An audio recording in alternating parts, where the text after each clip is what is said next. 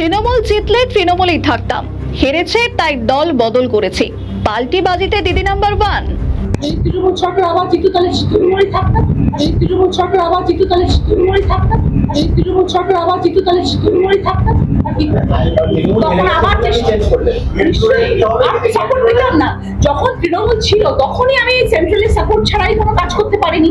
দিদিও বলেছেন যে সেন্ট্রাল না আসলে আমি টাকা দিতে পারবো না, আমাদের স্টেটের টাকা নেই, স্টেট থেকে আমি সাহায্য করতে পারছি না, তখনই দিদি বলেছে।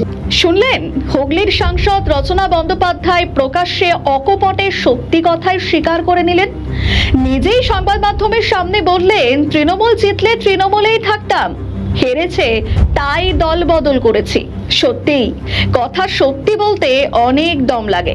স্পষ্ট ভাষায় স্পষ্টভাবে রাগঢাক না রেখে স্বীকার করলেন হুগলির সাংসদ। তবে রচনা বন্দ্যোপাধ্যায় প্রথমবার নন, এর আগেও বহুবার বিস্ফোরক মন্তব্য করে সোশ্যাল মিডিয়ায় ভাইরাল হয়েছেন। পাশাপাশি খবরের শিরোনামেও উঠে এসেছেন। কি বলেছিলেন শোনায় একবার। চিমনি থেকে শুধু ধোঁয়াই ধোঁয়া, অন্ধকার রাস্তাঘাট শুধু ধোঁয়া বেরোচ্ছে। এত কারখানা হয়েছে, তাহলে কি করে বলছেন যে কারখানা হয়নি? নেতা সাংসদরা কথা দিলেও কথা মতো প্রতিশ্রুতি রাখে না। সেখানে রচনা বন্দ্যোপাধ্যায় অকপটে সত্যিই স্বীকার করে নিলেন, 26-এর বিধানসভা নির্বাচনে ভরাডুবির পর তৃণমূল কংগ্রেসে ভাঙন ধরেছে। কেউ চলে গেছেন নব্য তৃণমূলে, কেউ আবার চলে গিয়েছেন এনসিপিআইতে। বর্তমানে তৃণমূলের সাংসদ নন রচনা বন্দ্যোপাধ্যায়, তিনি এখন এনসিপিআর সাংসদ। এনসিপিআর সাংসদ হতেই রচনা এখন আর তৃণমূলের গুণগান গাইছেন না, এখন শুধুই ডাবল ইঞ্জিন সরকারের গুণগান গাইছেন। বেশ ইন্টারেস্টিং ব্যাপার। কে বলেছেন শোনাবো আপনাদের। যখন তৃণমূল ছিল তখনই আমি সেন্ট্রালের সাপোর্ট ছাড়াই কোনো কাজ করতে পারিনি।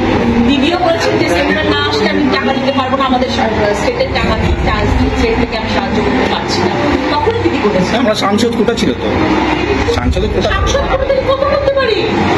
4 কোটি 90 লক্ষ টাকা 7টা বিধানসভা কি হয়? সত্যি কথা বলি, আমি তৃণমূলে থাকাকালীন যে মমতা বন্দ্যোপাধ্যায় যে হাজার রেস্ট্রিকশন বেঁধে দিয়েছিলেন, সেটাও তিনি স্বাধীনভাবে সংবাদ মাধ্যমের সামনে বললেন।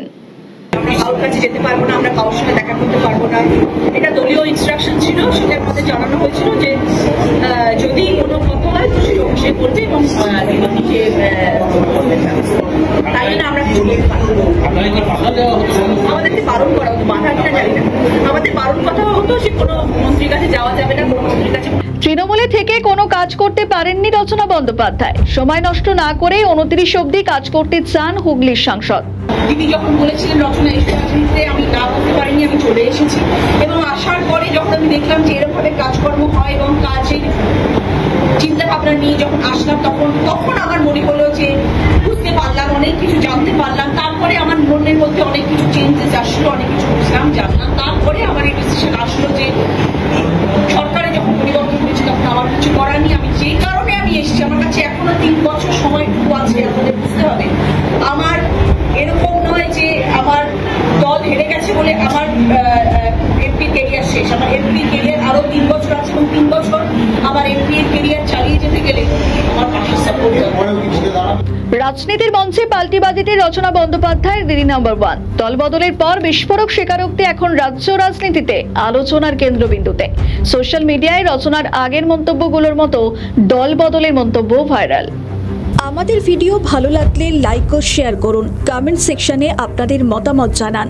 আরও ভিডিও পেতে আমাদের চ্যানেলটিকে সাবস্ক্রাইব করুন এবং প্রতি মুহূর্তে খবরের আপডেট পেতে প্রেস করুন বেল আইকন।